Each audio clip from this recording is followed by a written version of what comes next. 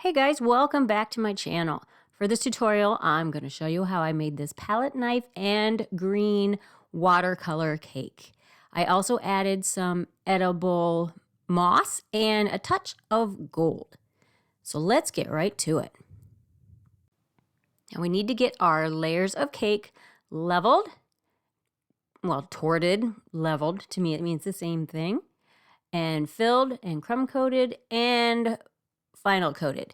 Now when I am leveling my cakes, I like to hold my elbow into my side, keep my arm in one position, turn the turntable, and just let the motion of the turntable spinning do the cutting for me. Now this was white almond vanilla on the top and marble on the bottom. And that was just simple syrup that I added to the layers. All of the simple syrup is, it's a sugar syrup. And adding that to the cake, just make sure that your cake retains its moisture as you're working on it. Because contrary to popular belief, cakes are not made the day you pick them up, guys. I'm sorry. In general, they're not. Sometimes I suppose they are, but when you have a higher volume of cakes, there's no way that's possible. And that's not to say that your cake is going to get dry anyways. Our cakes are very moist. But the simple syrup just ensures that it retains that moisture.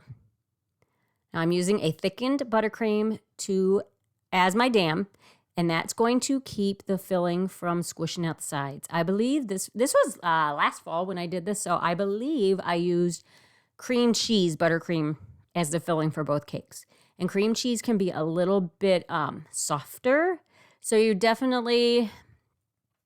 I would not use a dam that's not thickened, especially for cream cheese filling or for a fruit filling in particular.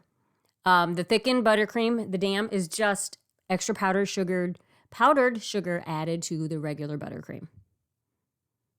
Now I'm adding my color to the buttercream.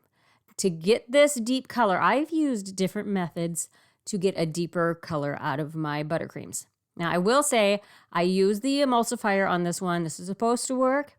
It worked okay. I did end up having to add more food coloring than I would in the other methods, which would be the melting your buttercream in the microwave or putting it into your food processor and spinning it up real good in there. Those two methods work better for all colors. I think I've heard that using the emulsifier works better for certain colors. I mean, it was okay, but I do prefer the other methods. And I have used those methods in other videos, other tutorials where I'm going for a deeper color. And then I'm just using my offset spatula to apply the buttercream to the chilled cake. I put it in the freezer. My boss calls it flash freezing is what I do. That just means I put it in the freezer long enough to firm up, but not so long that the cake itself is actually frozen.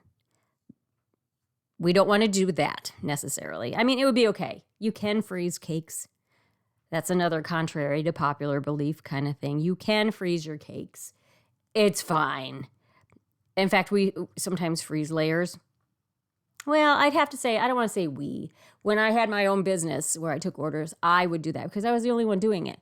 But there's more hands on deck at the bakery now. So we don't necessarily have to do that. Now I'm going to add some extra food coloring to 2 different bowls. The whole point of this cake was to have different shades of green. So in order to do that, I took some of the previously colored and I added forest green to both of them, and then one I added a little bit of black to get that really deeper green that's really kind of hard to get. Sometimes a touch of black will add the depth that you're looking for. And there you can see our 3 different colors. Now, things in groups of odd numbers look better than groups of even numbers. Just something, it's a fashion thing, it's an interior design thing, and it's also a cake design thing. So that's why I wanted to do 3. 5 would be too much. That'd be too busy. So we stuck with 3. I guess you have 4 if you're counting the base color. Anyway, so all I'm doing for this watercolor is I'm putting a little dab on of each color, just randomly placing it and then you remove the bulk of it.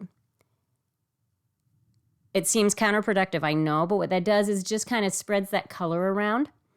And with this, it's very easy to do, and it's kind of a nice technique because you can change it as you go. If it's too dark, you can add some more light colors.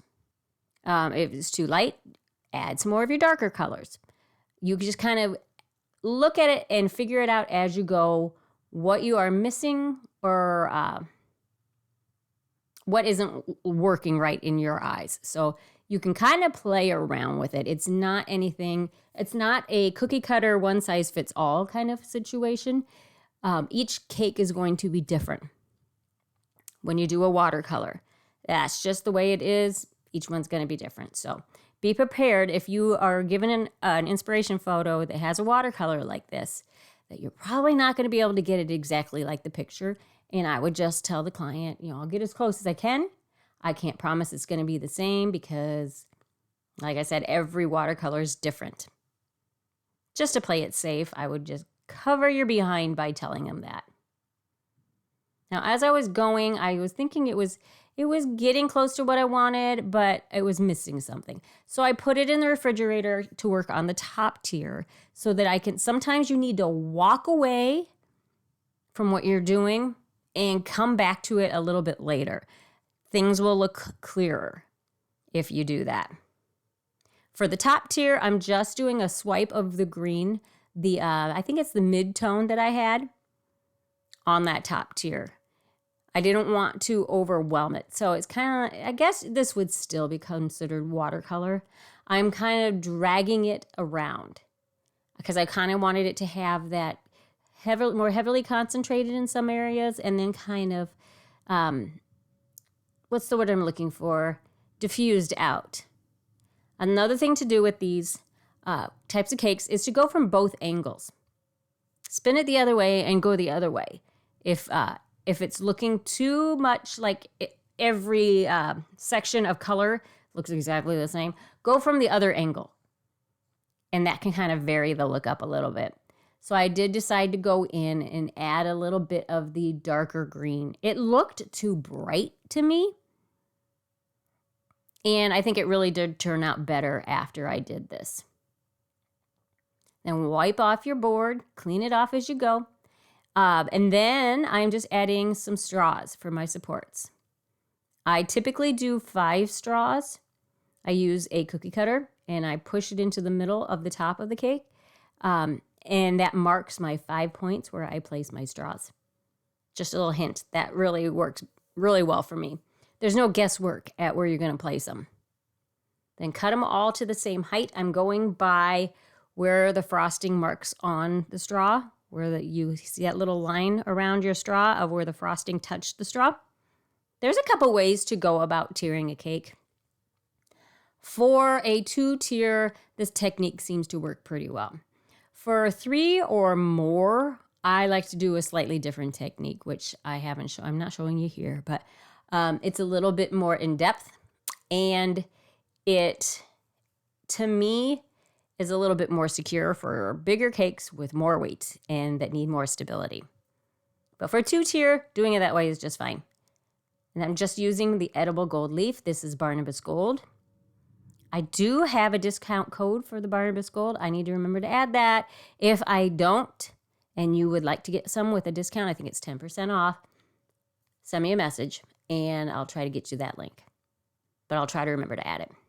Then I'm just adding these gold ginkgo leaf decorations and some of the edible moss. Now, I did not make the edible moss in this video because, honestly, I didn't make it. It was from another project that I just froze it, and I'm using it again. I will make sure I add a link on the video where I tell you how to make the moss. It's really simple, and you can do it in any color. I keep meaning to do one in a different color, like a pink, but I haven't done it yet.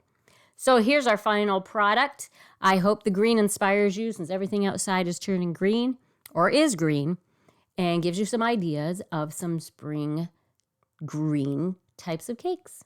So I hope you liked it. I hope you got something from it, and we'll catch you on the next one.